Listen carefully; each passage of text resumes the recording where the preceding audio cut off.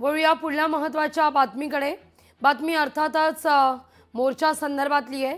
प्रकाश आंबेडकरांनी देखील खरं तर या मोर्चा संदर्भात आग्रह केलेला होता। संघाच्या कार्यालयावर वंचित बहुजन आघाडीचा मोर्चा आहे।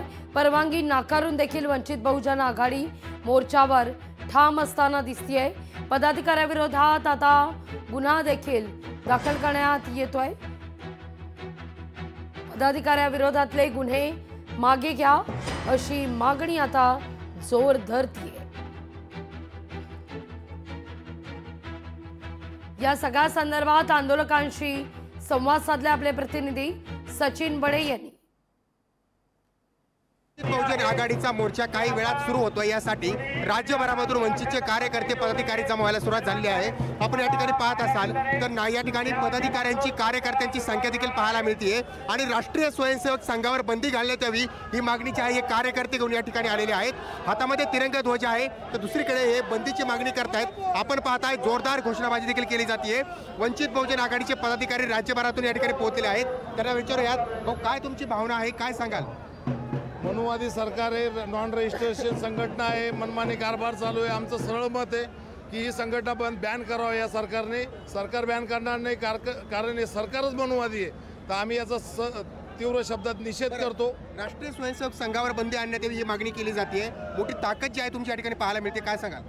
खऱ्या अर्थानं आपण बघितलं देशामध्ये आणि राज्यामध्ये भारतीय जनता पक्षाचं सरकार आहे। भाजप आणि RSS याचे कसल्याही प्रकारचे संबंध आजपर्यंत कुणापासून लपून राहिलेले नाही आहेत। देशात आणि राज्यात सत्तेचा गैरवापर भाजप करत आहे आणि त्याचाच फायदा कुठेतरी गैरफायदा हा RSS घेताना दिसत आहे। देशाच्या सर्वोच्च न्यायालयाच्या सरन्यायाधीशावर या ठिकाणी कुठेतरी चप्पल बूट फेकण्यात येतो।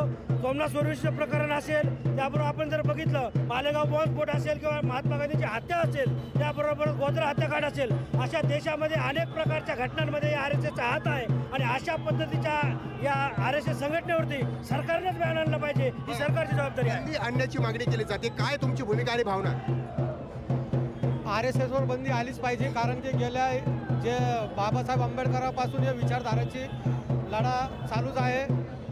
RSS वर जोपर्यंत बंदी येत नाही तोवर लोक वंचित बहुजन आघाडी आणि आदरणीय बाळासाहेब आंबेडकर हे राज्यातून देखील काही नेते दाखल झाले। तुम्ही राज्यभराचे नेते आहात आणि या ठिकाणी बाळासाहेबांचा आदेश आलाय, संघावर बंदी आणण्यासाठी तुम्ही आलेला आहात, भगवा अंगात घातलंय, मात्र दुसरीकडे विरोधही करताय तुम्ही। बिलकुल, सगळ्यात महत्त्वाची गोष्ट एक अशी आहे की RSS नावाची जी संघटना स्थापन झाली ही अनधिकृतरित्या आहे, ही अधिकृतरित्या नाही आहे। या ठिकाणी आम्ही राज्यभर या ठिकाणी संघ हे अनधिकृतरित्या संघटना आहे आणि ही देशाची घातक संघटना आहे। ही जाहीर करण्यासाठी, त्याच्यावर बंदी आणण्यासाठी आम्ही पूर्ण महाराष्ट्रामध्ये या ठिकाणी वंचित बहुजन आघाडीच्या वतीने व्यापक स्वरूपाचं आंदोलन करणार। दुसरी महत्त्वाची गोष्ट अशी आहे की तमाम राज्यातला भटकीमुक्त समाज जो आहे, इथला वडार, तिरमाली, कैकाडी, देवरी, गोसावी, इथला कोल्हाटीतला डोंबारी, या सुद्धा रस्त्यावर उतरून सांगत आहे की यांनी अनेक दिवसापासून या देशातल्या लोकांना फसवलेलं आहे। यांचा खरा चेहरा एक आहे